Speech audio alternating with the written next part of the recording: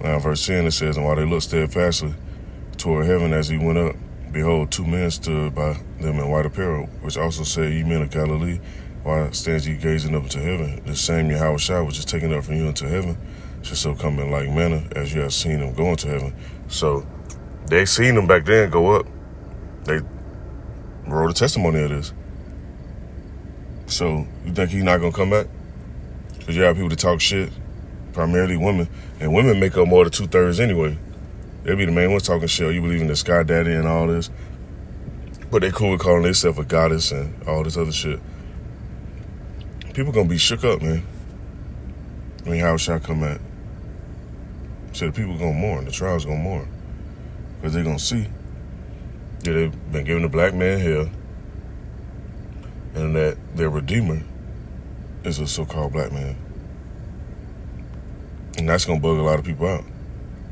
And the redeemer not coming to redeem everybody. He's coming to gather the elect, which I'm gonna get that. Then I go to the book of Ezekiel. Book of Matthew, chapter 24, verse 31, it says, "And he shall send his angels with a great sound of a trumpet, and they shall gather together his elect from the four winds, from one end of heaven to the other." Because we're going to need that divine intervention, that protection from them nukes when they dropping left and right. And they coming in bulk. They're not going to just be one, and that's going to be it. Nah, the Most High going to put the spirit on these heathens. These heathens been waiting. They've been stocking up and building up their arsenal, making it better and more precise just for this moment. The Most High gonna put the spirit on them to do what they do. Now let's see.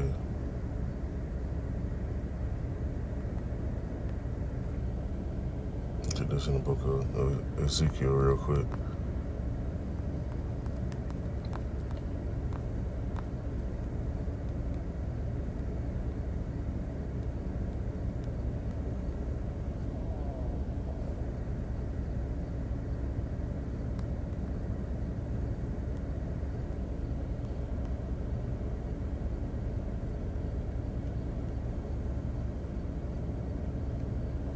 Now, I'm just read some of these precepts right here just to get to the main points.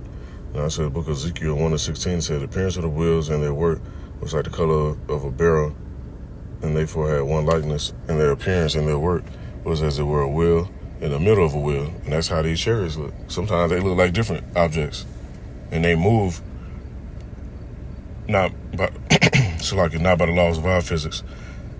And that's why Esau tried to come out with a narrative, oh, should we have to rewrite laws of physics? No, the Most High created the physics. Can't rewrite that shit. Esau, that's the problem with Esau. They want to control every damn thing. That's how these devils operate too. You get around Edomites and they know there's certain stuff out of their control, but they still try to control it anyway. Now in the book of Ezekiel 1:19 it says, "And when the living creatures went, the wheels went by them. And when the living creatures were lifted up from the earth, the wheels were lifted up too." So these vehicles operate on the spiritual format.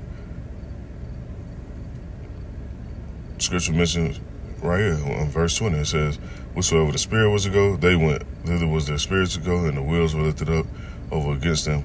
For the spirit of the living creatures was in the wheels." So Esau not destroying them wheels. They're not destroying them UFOs, them UAPs, whatever term they want to use. The Most High got Esau the trick bag. He allowed them to get to a certain point to build up their weaponry and let their pride get built up, just like in ancient times when the Pharaoh was filled with pride and he didn't want to let our people go. And then they got wiped out.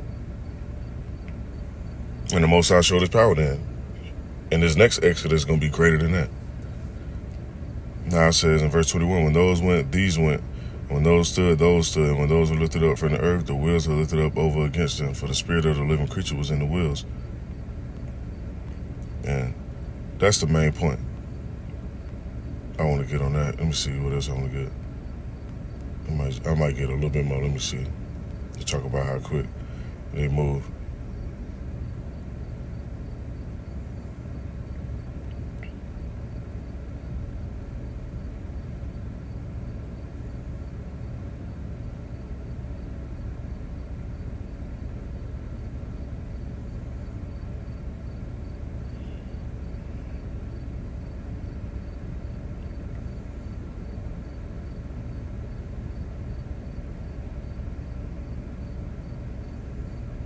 Now, I'm going to read on, and I'm going to end this off with this.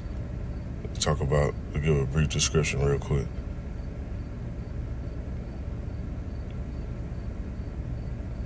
Show how fast it moves. Esau talking about rewriting physics. They can't measure this. Now it says in verse 14, right? It says, and the living creatures ran and returned as the appearance of a flash of lightning.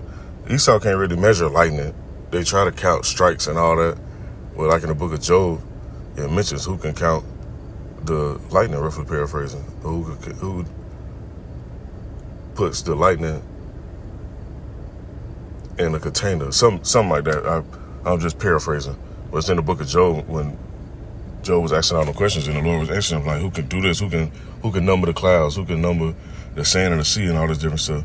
Esau can't do none of that shit. They want to, though.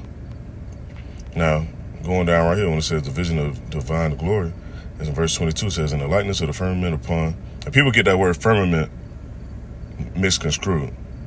Firmament doesn't actually mean a dome. It could mean a barrier. It could mean a force field, so to speak. It says, firmament upon the living heads of the creature, upon the heads of the living creature, Salakia, was the color of a terrible crystal, stretched forth over their heads above.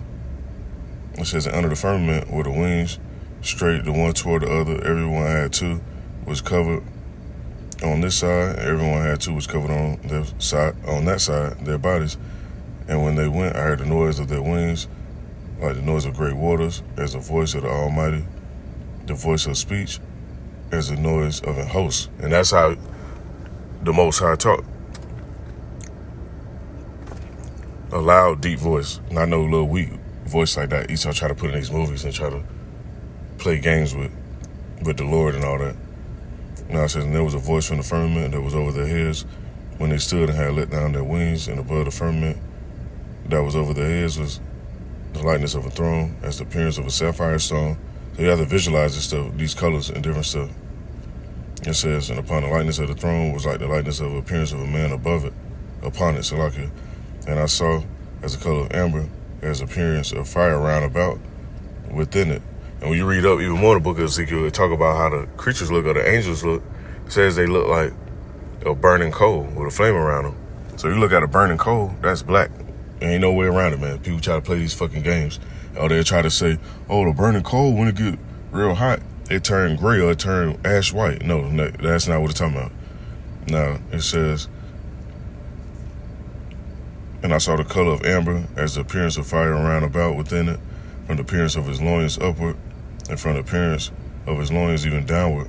I saw as it were the appearance of fire, and it had brightness round about it, and the appearance of the bow, as in a cloud in a day of rain. So was the appearance of the brightness round about it. This was the appearance of the lightness of the glory of Yahweh. And when I saw it, I fell upon my face, and I heard a voice of one that spake. And when Yahweh Shah come back, he's going to look like his father. And people going to see that, man. The whole world going to see that. This going to be televised. It's not going to be some little CGI shit. Because Esau going to come with the CGI shit, and they're going to try to play them games and do whatever little nonsense they do first. That's why they've been putting out a lot of videos right now to try to prep people, predictive programming.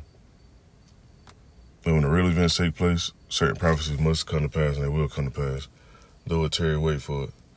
So I just want to bring this out.